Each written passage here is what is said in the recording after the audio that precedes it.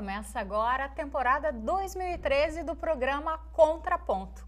E hoje nós vamos discutir com quem a mãe deve deixar o bebê quando termina a licença maternidade. Qual será a melhor opção? Creche, babá ou a casa das avós? Para nos ajudar a encontrar uma resposta para esse dilema da mãe moderna, né? Está com a gente aqui no estúdio a pedagoga Patrícia Flores. Seja bem-vinda, Patrícia. Obrigada. E a psicóloga, né, Fernanda Jäger. Seja bem-vinda, Fernanda. Bom, obrigada. Para ajudar a dar pano para manga assim, para o nosso debate, nós vamos começar o programa assistindo um VT, né, que um colega nosso, jornalista, esteve para conhecer a creche, né, aqui que faz parte da mesma congregação do Centro Universitário Franciscano, que é a creche do Santana. Então, depois disso, a gente vai conversar sobre as opções. Pode rodar. O crescimento, a independência da mulher no mercado de trabalho foi batalhado por muitas gerações, mas essa conquista trouxe uma preocupação, principalmente para os casais que têm o primeiro filho, com quem deixar as crianças durante o horário de trabalho.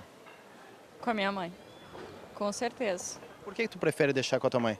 Porque eu confio nela, os outros eu não tenho confiança. Prefiro deixar com a família. Creche dá muita coisa, né? Não veio que estão matando criança, veio afogado, né?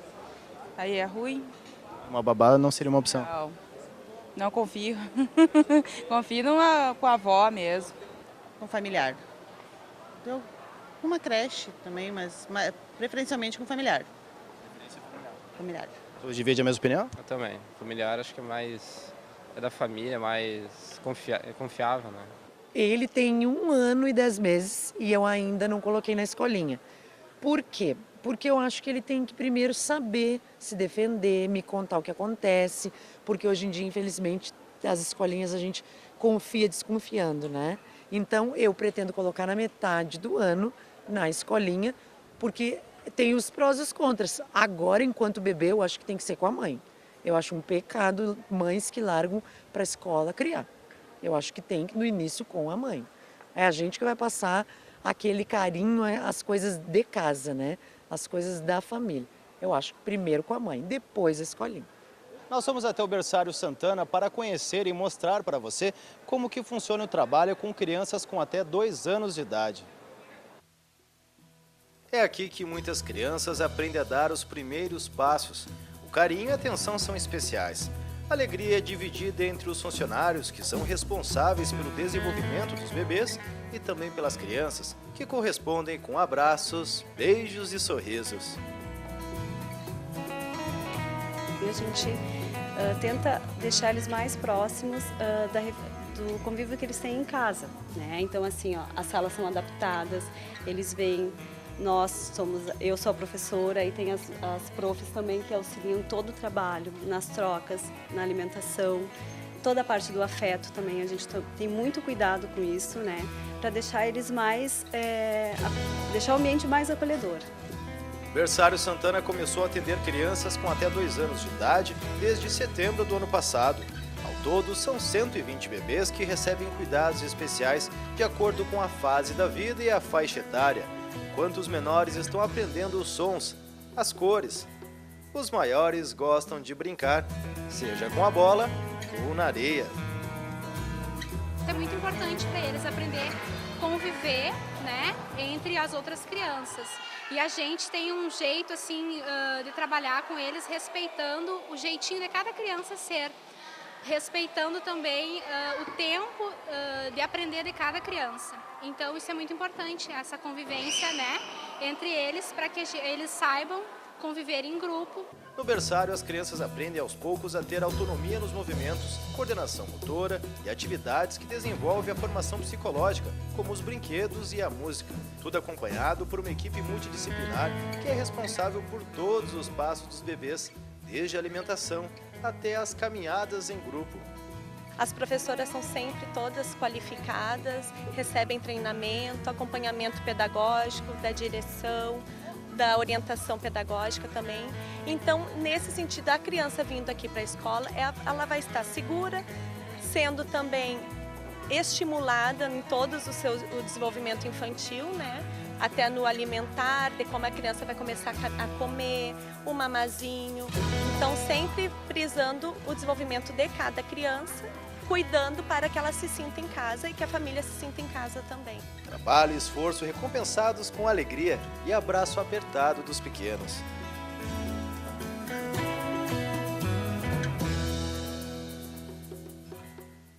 Nem todas as escolas infantis têm a mesma estrutura e nem todas as famílias têm condições financeiras para matricular os filhos em um berçário, como acabamos de mostrar. Então fica a pergunta: com quem deixar os filhos? Aonde deixar os filhos com segurança durante o horário de trabalho? É o que será debatido a partir de agora no programa Contraponto. Então, o que os pais precisam levar em consideração para fazer uma escolha segura nesse sentido, né? Vamos começar então debatendo pela opção creche, né? Que é uma das 3 opções que a gente apresenta. Como escolher a creche e em que momento ou que idade é ideal que a criança comece a frequentar esse ambiente? Fernanda.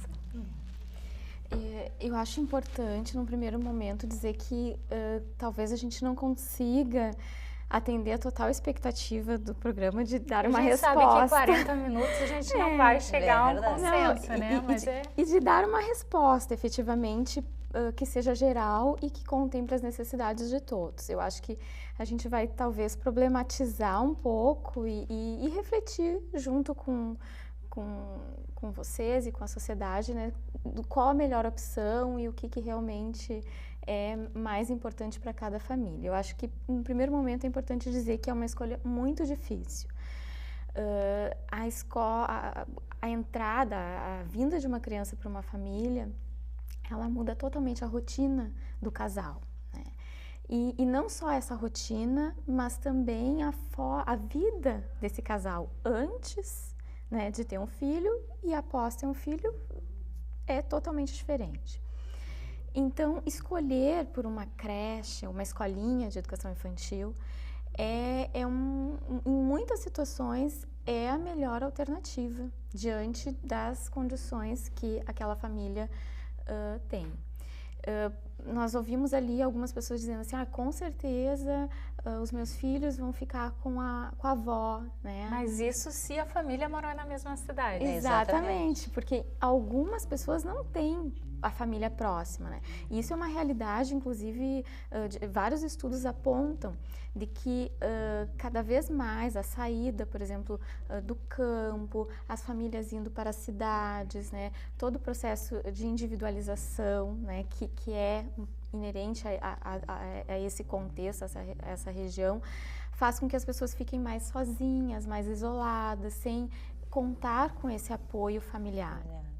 Então, isso faz com que muitas vezes a escolinha ela seja uma opção, né? Ela vá oportunizar, então, e cada escolinha vai ter também os seus, digamos assim, prós e contras. Seus prós e contras. E como foi ali falado, talvez nem todas tenham uma infraestrutura como a gente viu ali, que tem pessoas capacitadas, pessoas que têm um ambiente limpo, né? Que tem um ambiente que não produza, né, muitas vezes riscos. Então, tem que ter toda uma adaptação. A gente sabe que é uma exigência muito grande para uma escola de educação infantil. E nesse sentido, é importante que os pais conheçam o ambiente, que eles se sintam seguros, né, quanto àquela escolha. Avaliem a formação dos professores, porque a gente vê que em algumas situações há uma precarização, né, do trabalhador que vai cuidar da criança. A gente percebe em muitas escolinhas, até a Patrícia, que é a professora, deve conhecer essa realidade, os baixos salários que se pagam, né? E não, algumas ainda em formação, não concluíram o curso e acabam se submetendo a esses baixos salários, uma jornada dupla, tripla, que vai refletir na educação das crianças. Com certeza, e como ela falou, as escolinhas não são todas que são como essa que a gente acabou de ver, né?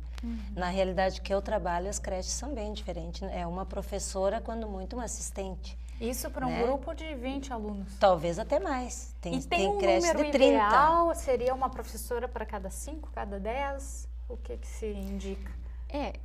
Na verdade, quanto menor a criança, menos crianças para cada professor. Menos crianças para cada professor. Então, é sempre importante que se avalie, assim, uma turminha com 9 crianças, que são muito pequenininhas, por exemplo, na faixa etária, vamos pensar assim, de 6 até 1 ano, né? São crianças que têm um nível de dependência muito grande. Precisa ser acompanhado para ir no banheiro. Precisam. Algumas com troca de fraldas. Tem a mamadeira, a alimentação, o soninho. E cada uma ali vai ter o seu momento. Cada uma vai, de repente, uma vai dormir mais no turno da manhã, outra mais na tarde. Então, a rotina também é importante que seja observada pelos pais, porque muitas vezes aquela rotina ela pode estar em benefício do desenvolvimento da criança ou não. Por exemplo, uma criança que ainda muito pequena e que tem uma necessidade, por exemplo, de um soninho, mas ela acorda com facilidade. Será que é a melhor opção? Porque, de repente, o barulho das outras crianças, isso vai prejudicar o sono. E isso vai ter uma repercussão na personalidade dela. Uma criança, pensem, né, em vocês, a gente com sono tem características diferentes de que quando você consegue dormir o suficiente para descansar. E a socialização seria uma vantagem da criança em creche? Ela aprende a dividir mais ou isso é um mito, porque conforme a idade não faz diferença? Olha, eu acredito que sim, mas também não vejo empecilho quando é com a família, porque a gente sabe que também isso acontece porque a gente pode proporcionar para a criança momentos como este, né, com outras crianças.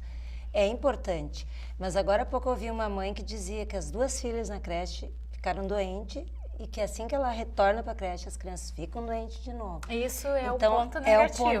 Se uma adoece, a turma inteira acaba... É uma creche pública, né, que a gente sabe que muitas vezes é utilizada até os mesmos, né, talheres, enfim, mamadeiras. Isso acontece, a gente não pode dizer que não, né, que é o contraponto, digamos assim, daquela que nos mostraram ali, né. Então tem esse lado também que eu acho que pesa muito, né, na escola. A Patrícia falou agora na creche pública, um problema que é de domínio público e que vem queixa seguido é da rotatividade de professores nas creches. Isso tem um impacto na formação dessa criança? Em que nível isso pode afetar? Com certeza, porque a criança ela vai formar um vínculo com aquele professor. E ele que vai transmitir a segurança, na medida em que a mãe não está ali, a pessoa de confiança da família não está, aquela pessoa seria a referência. Na medida em que você troca, a criança ela vai sofrer uma perda, né? Como se ela estivesse perdendo alguém na vida dela. E isso vai causar sofrimento, isso vai exigir dela uma nova adaptação e, claro, obviamente vai ter uma repercussão para a saúde mental dela. Então, eu acho bem importante isso que foi trazido antes pela Patrícia, de que, bom, dependendo das condições que se tem, muitas vezes você vai ter como um benefício, por exemplo, na escolinha, o fato de oportunizar uma maior socialização. Você vai ter ali um comprometimento com o desenvolvimento da criança, como você viu ali, estimular a motricidade, estimular a fala. As crianças geralmente falam com mais fluidez porque assistem outras crianças falando. São estimuladas visualmente, então a reconhecer músicas, sons, cores. Isso é muito importante. Porque conforme a carga de trabalho também em casa dessa mãe, o fato do filho estar no mesmo espaço físico não significa uma boa educação. Não. Porque a mãe às vezes tem que estar, a criança está ali no chão, mas ela está lavando roupa, ela está fazendo comida, ela está cuidando do outro filho. E hoje eu ainda li uma matéria sobre a babá eletrônica. Que é a televisão. Que é a televisão. Então, muitas vezes as mães ficam com os filhos, mas para poderem fazer seus afazeres. Que é uma exigência também, né? Também deixam a criança o dia inteiro na frente da televisão. E sem filtrar o que estão vendo também, né? Isso a gente vê muito na sala de aula, na época, no período de alfabetização que eu trabalho, que a gente vê o que eles trazem. As referências são mais da televisão do que da família. Nas brincadeiras agressivas, que são dos desenhos, que hoje em dia tem muita agressividade, né?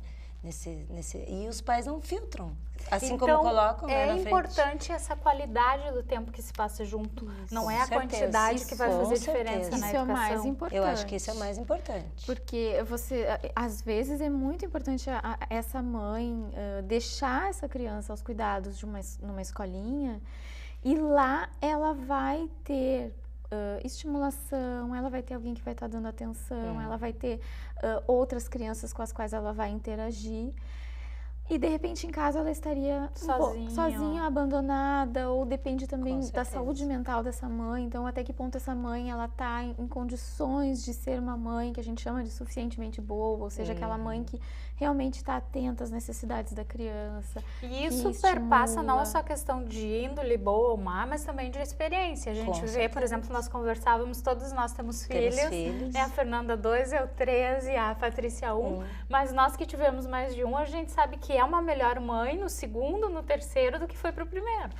Com certeza. O primeiro filho, isso tem vários estudos que mostram, que geralmente no primeiro filho os pais ficam muito mais angustiados nessas escolhas, porque há uma idealização muito grande daquela criança, há uma projeção muito grande de questões do próprio pai e da própria mãe. Então você sempre quer o melhor para ele.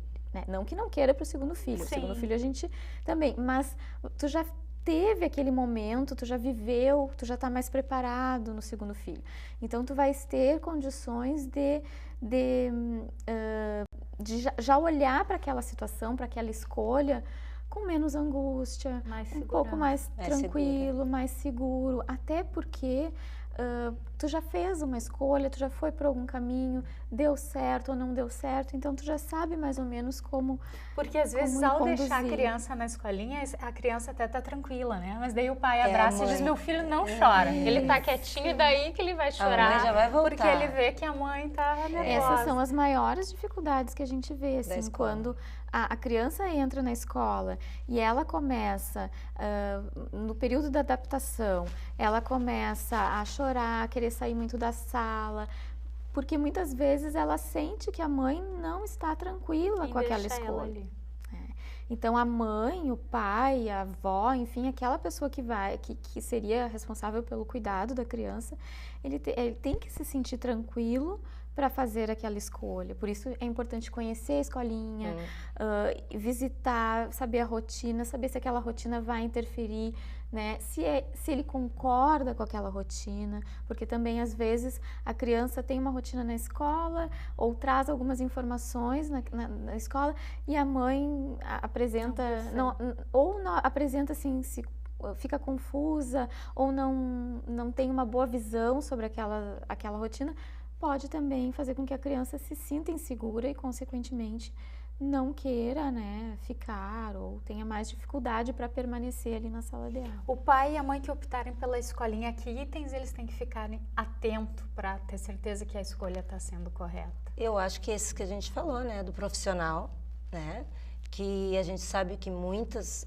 aproveitam, né, claro, as meninas, as pedagogas fazem os estágios ou vão né, mas eu acho que o profissional, o cuidado, eu acho que a higiene essencial, né? Isso que é importante. A socialização no sentido de dar atenção, de promover esse desenvolvimento da criança, mas sem largar. Não né? são depósitos. Exatamente, sem largar, como a gente vê casos de crianças que voltam mordidas, né? Enfim, a gente sabe de muitas histórias de creche que nos chocam até, né? Então, eu acho que isso é muito importante. E para mim, como mãe de um filho só na época, foi a minha decisão, que depois eu vou dizer, né? Foi só no final. Pensar, só no final. Foi pensada nisso. Eu acho que tem que ter muito cuidado nesse sentido. E eu concordo, né? Eu acrescentaria ainda a questão do afeto. Com certeza. Como foi falado por uma das professoras no vídeo anteriormente passado, a questão afetiva é meio importante, porque às vezes o espaço é muito organizado, limpo, mas muito frio. Muito frio. Como ela disse, ficam largados. Ficam largados. Então, eu acho que oportunizar o carinho, o tocar, o ver a criança nessa idade, ela precisa muito disso. Tem alguns estudos que mostram que a criança muito pequena, ainda até 1 ano de idade, ela tem menos tolerância a frustrações.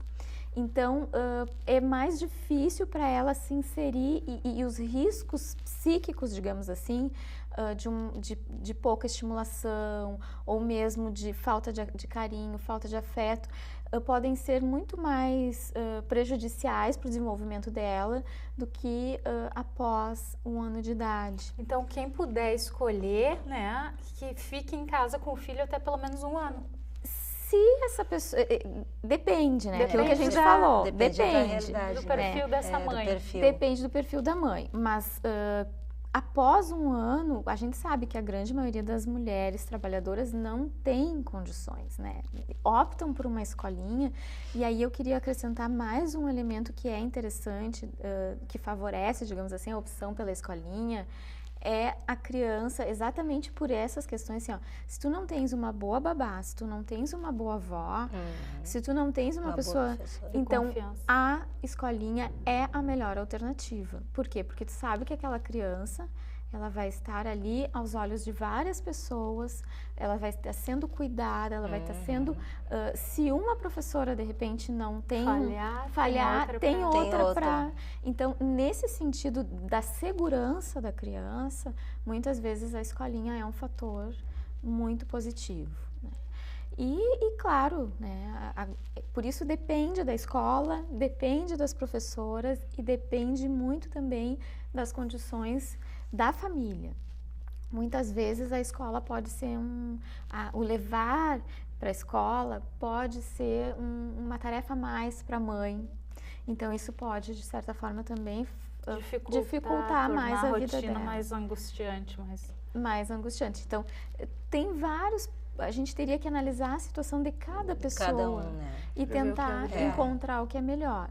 Mas nesse sentido, por exemplo, se tu não tens uma pessoa de confiança, se tu não tens alguém que possa dar carinho para essa criança, e escolhe uma boa escola. Né, que tenha uma boa estrutura e que vá cuidar e que vá transmitir, não só educar o teu filho, mas também a questão da segurança.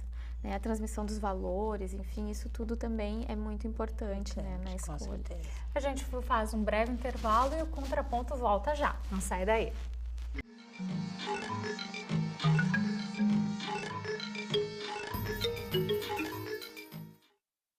Desde que a gente nasce, um monte de gente ajuda a montar as peças da nossa vida.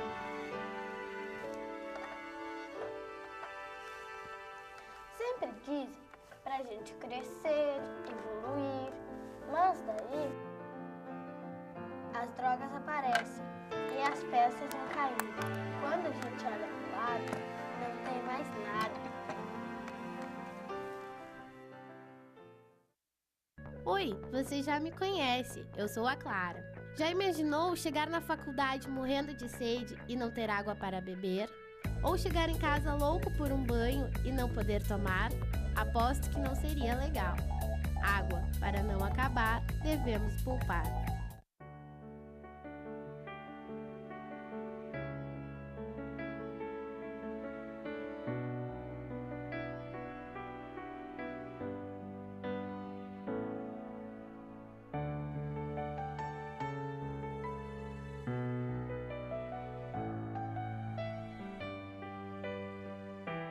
ONG Parceiros Voluntários de Santa Maria, 6º andar do prédio da Cassisme.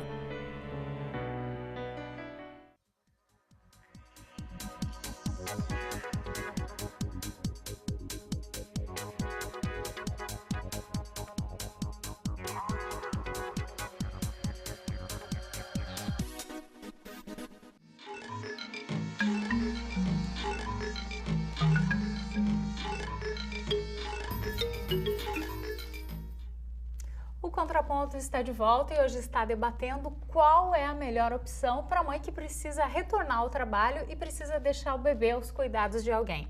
No primeiro bloco nós falamos sobre as vantagens e os cuidados que tem que se ter, né, na hora de levar a criança para a escolinha. Agora então a gente vai conversar um pouco mais sobre uma segunda opção, que é a babá. Né? Tem algumas mães que preferem pela comodidade, por estar em casa, principalmente o inverno, que é um pesadelo para as mães, de tirar no frio, essa opção, que é a babá. Quais são as vantagens de se ter uma profissional, né, uma babá em casa? Eu acho que existem vantagens, que há um cuidado mais individualizado, né? Então, a criança, ela vai... É uma pessoa para cuidar uma criança. Exatamente. Então, a criança, se ela tiver todos os cuidados que são necessários, né? Uma pessoa para ela, para dar conta, né? De alimentar, porque quanto menor a criança, como a gente falou antes, mais ela vai exigir, né? As trocas de fraldas, a alimentação, o banho, muitas vezes, dependendo... Sim. Essa é a vantagem que a escolinha não dá, né? A babá dá o banho. Então, é interessante porque é uma pessoa que, quando a criança está dormindo, muitas vezes ela pode, inclusive, ajudar nas tarefas da casa. Então, isso, para muitas famílias, é também um fator importante, porque colabora. E eu acredito que ela vai ser uma pessoa que vai seguir orientações, que vai estar mais próxima da família, os valores da família. Obviamente que isso tudo também depende muito de como que essa família vai conduzir, né? Do quanto tempo essa criança vai ficar aos cuidados, né, dessa babá, porque muitas vezes a babá, ela toma o lugar da mãe, né? E isso é um risco também, né? Porque muitas vezes... Ela fica mais tempo com a criança do que a própria mãe. Exato. Trabalhar. E eu acho que é importante aí também são as referências, né? De quem tu vai colocar dentro da tua casa, né? Para ficar com teu filho. Sim, porque nós não, que eu tenha conhecimento em Santa Maria, não tem nenhuma associação, né, de babás. Até procurei para convidar para o programa. Tu só tens as referências, né, via pessoas conhecidas que te dizem, que conhecem, indicam aquela menina, aquela senhora para fazer, né, esse serviço. Mas necessariamente essa babá, por exemplo, tem que ter tido filhos? Ou ela pode ser uma boa cuidadora sem ter filhos? Não, na verdade, assim, o que nós observamos é que como não é um cuidado tão profissionalizado, e a realidade hoje, talvez eu possa falar um pouquinho da realidade, como que a gente tem encontrado. Muitas vezes, essas pessoas são pessoas indicadas por amigos ou pela própria família que já conhece. Então, muitas vezes, essa pessoa não tem uma qualificação profissional para trabalhar como babá.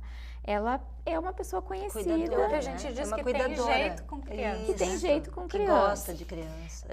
Obviamente que o fato da pessoa já ter tido filhos faz com que ela já tenha alguma experiência anterior no cuidado. Mas muitas vezes isso também pode ser um ponto, digamos assim, que gere algum conflito dentro da família. Porque às vezes ela acha que a forma como ela educou é a forma como ela deve educar aquela criança. E muitas vezes a família tem outros valores, tem outra forma de funcionamento, a própria criança é outra, né? Então, o fato delas ter tido filhos não é uma condição essencial para essa escolha. Mas, obviamente, que faz uma diferença, né? Pelo menos pela experiência que eu tenho, assim...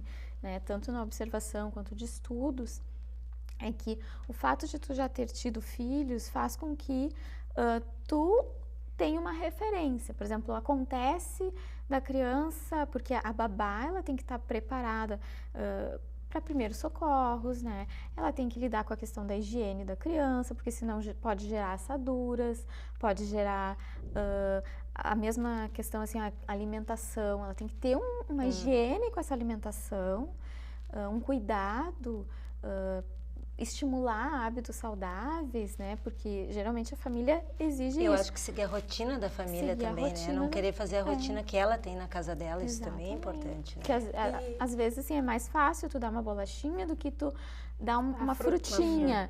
E aí tu... A bolacha tá pronta. Tá pronta. Descascar, esmagar. Esmagar. Então, às vezes, mas ele não quis ou ela não quis a frutinha. E aí tu vai ver, bom, será realmente tu não tens como afirmar isso. Então, tu tem que confiar muito na pessoa. E, Patrícia, quando tu achas que a mãe corre o risco de ser substituída pela figura da babá?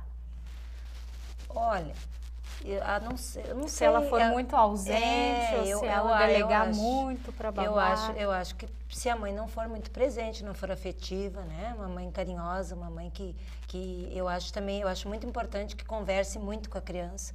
Que independente da idade, desde a barriga a gente sabe que as crianças entendem, né? Que a mãe reconhece o timbre da voz. Exato, que a mamãe vai sair, você vai ficar com a babá, né? E a mãe vai voltar, e a mãe te ama, enfim, né? Eu acho que a criança que é segura desse amor, eu acho que não corre esse risco, né? A não ser a pessoa que a gente coloca dentro de casa com uma referência que seja falsa, né? Uma pessoa que às vezes a gente sabe também de pessoas que não podem ter filhos, e que querem se realizar, né? Cuidando de crianças, e aí eu acho que é um risco, né? Dependendo da pessoa que tu não tem uma referência garantida, eu acho que... Mas em casa é mais fácil de dar, entre aspas, umas incertas, com de certeza. Chegar e ver como é que tá. Na escola tu não pode entrar, né? Pelo menos tu vai ser anunciada, exatamente, né? Tu chegar fora de horário. Isso aí. Porque a gente ouve casos, né, de babás, assim, que assustam, né? De pais terem que colocar câmeras, né? Dentro de casa. Para ter certeza do que está acontecendo, porque a criança está... Às vezes a criança aparece machucada e aí caiu e tu não sabe se caiu, né? Então tem esse risco, né? A criança fica mais em risco quando você tem uma pessoa que não é de confiança e que não há toda uma infraestrutura, não tem outras pessoas. Assim, algumas mães optam, por exemplo, por colocar uma babá e mais uma secretária para monitorar a babá, e aí tu ter um pouco mais. Mas aí todos esses encargos trabalhistas acabam se tornando mais caros do que a escolinha. Né? Exatamente. Então, e o que a gente vê na comunidade onde eu trabalho também são as creches comunitárias. Por exemplo, uma senhora, né, tem um filho pequeno e outras têm que trabalhar e são vizinhas, então se ajudam, não é? Aí pagam para essa senhora, né? E essa senhora cuida de 4, 5, 6 crianças. Isso é bem comum também de acontecer. E que também não é só por essa situação que a educação vai ser prejudicial. Se ela tiver um preparo, pode dar certo. Com certeza. Né? Muitos casos dão mais certo até do que escolas, né? Isso é bem relativo. E até isso é um dos fatores, assim, que muitas vezes seria um aspecto negativo. Negativo não, mas que um ônus a mais, né? Porque o cuidado com a babá, ele se torna muito mais oneroso para a família. Então, muitas vezes, se tu não tens condições financeiras de sustentar isso, né, melhor ir para uma escolinha. Embora, assim, a escolinha, dependendo de quantos filhos tu tens, vamos pensar em gêmeos ou, né, se tu tens 2, 3 crianças, muitas vezes... Eles oferecem um desconto. Oferecem um desconto, então é importante avaliar as condições cada caso. As condições econômicas da família e o que seria também, né, possível diante disso. E a avó, que é uma figura, né, polêmica. Né, porque a gente fala que a avó é mãe 2 vezes, mas às vezes a avó não é mãe nenhuma vez, ela é só avó, ela tá ali, né, para dar carinho, mas não para educar mais. Como negociar com essa avó que vai educar uma criança? Bom, agora eu tenho mais experiência nisso. O teu foi criado pela avó? Foi criado pela avó. Eu tive uma gravidez, assim, demorou muito para eu ter meu filho, então foi uma criança muito esperada, muito amada pela família. E tu não tinha medo que por isso ele fosse muito mimado? Não, porque o meu marido, o pai do meu filho, é filho único. E ele não é mimado, pelo contrário. O meu marido é uma pessoa, assim, que faz tudo. Ela ensinou tudo ao filho. E sendo menino, tu pensa que é o contrário, então, né? tu já tinha a prova viva ali do teu marido, que era uma educação que deu certo. Exatamente, isso pesou bastante. E aí o meu filho ficou até os 3 anos e meio com a avó e o vô, que proporcionavam a ele praça, brincadeiras, televisão com hora, com filtro, né? Claro que a gente conversava sobre tudo. Ele hoje está com 20 anos. No domingo a gente está almoçando junto e a avó eu vou contando as façanhas dele quando criança para a namorada. Quer dizer, assim, são recordações que eles ficam emocionados de lembrar que eles participaram daquela fase da vida dele. E a gente não teve problemas assim quanto à educação, porque eles sabiam também, por eu ser professora, trabalhar fora, que com 4 meses eu gostaria muito de ter ficado mais tempo, mas a gente sabe que não dá, né? Tem que trabalhar. E foi completamente aprovado por toda a família. A outra avó não cuidava, era só a avó paterna, né? mas com todos os cuidados que ela teve com o filho. E sempre, claro, que eu tinha muito aquele cuidado assim, de conversar com ela para não comparar, né? Porque a fase do filho dela com o meu filho era bem diferente.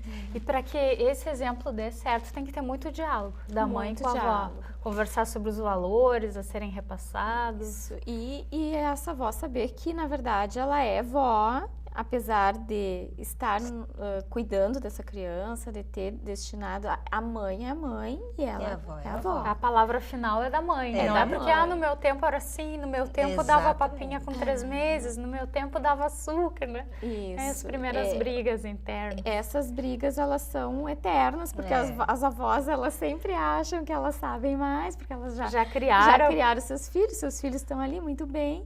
Mas também, por outro lado, eu acho que a comunicação ela é importantíssima.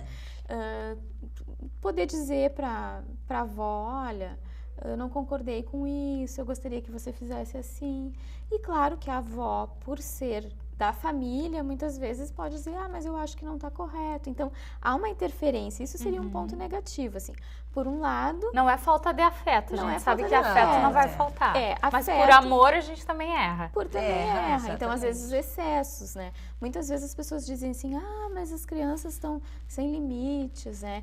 Antigamente... E é uma dificuldade que essa geração de agora tem de impor limites, eu confesso. E aí, se tu for parar para pensar assim, bom, digamos, há 30 anos atrás, as crianças muitas vezes ficavam com as mães, né? E a mãe era aquela que ia impor o limite. Hoje em dia fica com a avó. Até mais que o pai, né? Muitas vezes mais que o pai.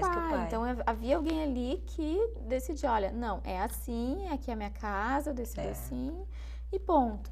Hoje em dia... O mercado de trabalho carregou a mãe e o pai de casa. Saiu todo mundo. E aí fica a avó, fica a babá, fica, né, ou vai para a escola.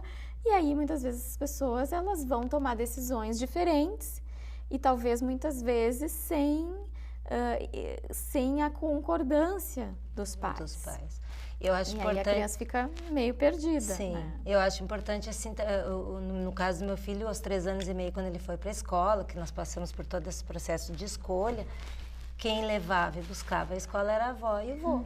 Então, assim, aquele contato diário teve a continuidade. Num turno ele estava com a avó. E tu nunca te sentiu ameaçada em termos de perder minha autoridade diante do meu filho? Bem pelo contrário, às vezes eu dizia para ela tomar decisões e ela me perguntava o que deveria fazer.